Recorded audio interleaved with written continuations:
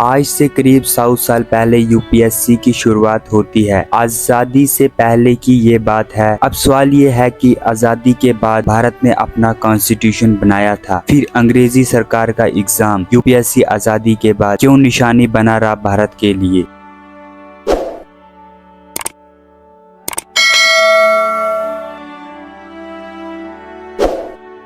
नमस्कार दोस्तों, 1854 में यूपीएससी का गठन किया गया था लंदन में। 1855 में यूपीएससी का पहला एग्जाम हुआ लंदन में। वही बैठ सका था इस एग्जाम में जिसकी एज 23 साल से ऊपर थी। भारत में यूपीएससी एग्जाम कैसे शुरू हुआ? सबसे पहले भारत में यूपीएससी एग्जाम कब हुआ? भारत में यूपीएससी एग्जाम सबसे पहले किसने क्रैक किया? यूपीएससी क्या है? यूपीएससी क्रैक कर भारत पर राज क्यों करता है? क्यों बोलते हैं यूपीएससी एग्जाम इतना मुश्किल और आसान क्यों होता है? आइए इन सभी सवालों के जवाब आज की इस वीडियो में जानते हैं।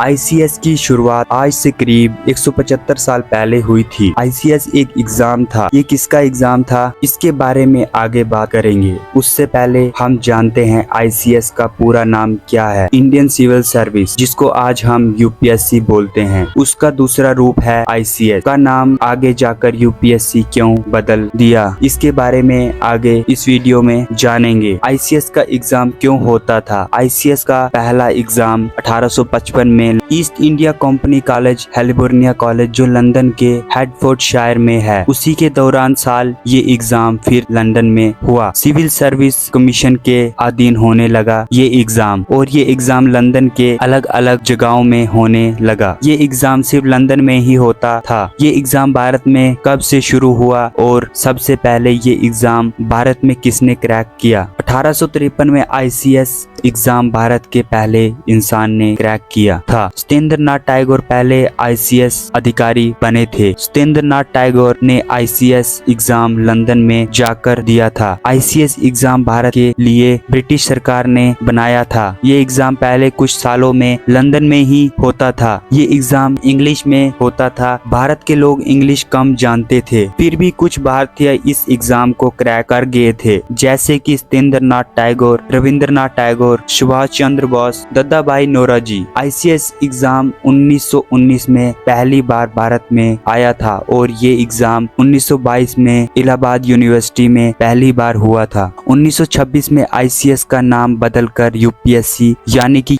यूनियन पब्लिक सर्विस कमीशन कर दिया। 1947 में भारत का कॉन्स्टिट्यूशन जब बना था, तब आर्टिकल 315 से 323 के बीच एस्टेब्लिशमेंट में दिया गया है यूपीएससी के बारे में। 1947 से पहले यूपीएससी एग्जाम सिर्फ इंग्लिश में होता था। कॉन्स्टिट्यूशन बनने के बाद इंग्लिश हिंदी दोनों में होने लगा। समय के साथ साथ इसमें बदलाव आते रहे। अब आप कमेंट में ये बताओ कि आपने किस साल में यूपीएससी का एग्जाम देना है।